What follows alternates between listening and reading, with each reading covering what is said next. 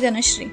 मी आज तुमच्यासाठी भरलेल्या वांग्याची भाजी घेऊन आलेली आहे। त्यासाठी इथे लागणारं साहित्य, इथे मी 3 वांगी घेतली आहेत, मधून कापून घेतलेली आहे जेणेकरून आपल्याला याच्यामध्ये सारण भरता येईल। 2 बटाटे इथे मी उभे कापून घेतले आहेत, अर्धा वाटी खोबरं घेतलेलं आहे, 2 कांदे कापून घेतलेले आहेत, शेंगदाण्याचा कूट घेतला आहे पाव वाटी, अर्धी वाटी इथे मी कोथिंबीर घेतलेली आहे, लाल तिखट घेतले 2 टेबलस्पून, इथे मी आपल्याला जसं हवं तसं आपण घेऊ शकतो चवीनुसार, हळद घेतली 1 टीस्पून, मीठ चवीनुसार आणि तेल।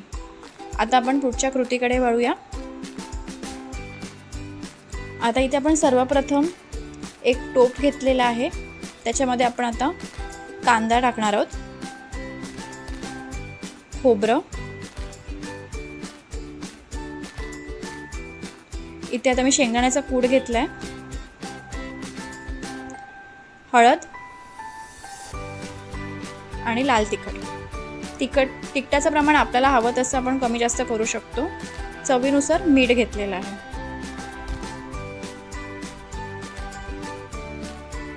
आता हे सगळं आपण व्यवस्थित मिक्स करून घेऊया हाताने।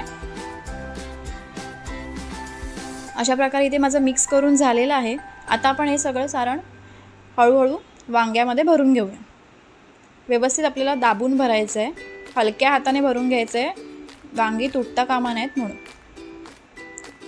असं 4 साईडून आपल्याला व्यवस्थित असं हलक्या हाताने भरून घ्यायचं, एकदम दाबून भरायचं आहे। मी तर बाकीची वांगी अशा प्रकारे भरून घेतो। आता इथे माझी वांगी भरून झालेली आहेत। आता आपण या राहिलेल्या सारणामध्ये आपण आता कोथिंबीर टाकलेली आहे बारीक चिरलेली। आता हे परत मिक्स करून घेऊया हाताने। आता इथे मी वांगी अशा प्रकारे भरून घेतलेली आहेत। आता आपण पुढच्या कृतीकडे वळूया। आता मी इथे गॅसवरती एक टोप ठेवला, त्यामध्ये तेल टाकलेलं आहे। आता तेल आपलं इथे तापलेलं आहे, तर आपण त्याच्यामध्ये आपली वांगी सोडून घेऊया हळूहळू। गॅस इथे आपल्याला स्लो ठेवायचा आहे।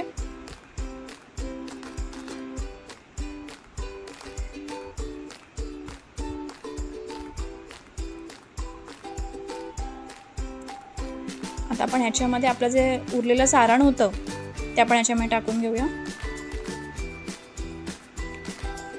बटाटे टाकूया। आता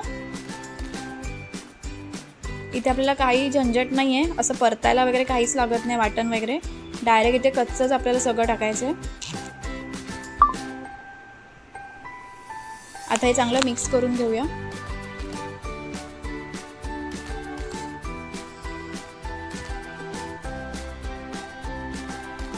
आणि लगेच होतं, वांग शिजायला पण वेळ लागत नाही, फक्त बटाटा शिजायला जो वेळ लागेल तोच। आता इथे आपण पाणी टाकून घेणार आहोत, अर्धा ग्लास आपण इथे पाणी टाकलेलं आहे। आता हे परत आपल्याला नीट मिक्स करून घ्यायचं आहे।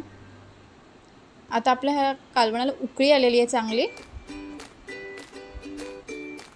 5 मिनिटं मी ठेवलेलं, 5 मिनिटात आपल्याला इथे चांगली उकळी आली आहे, बघू शकता।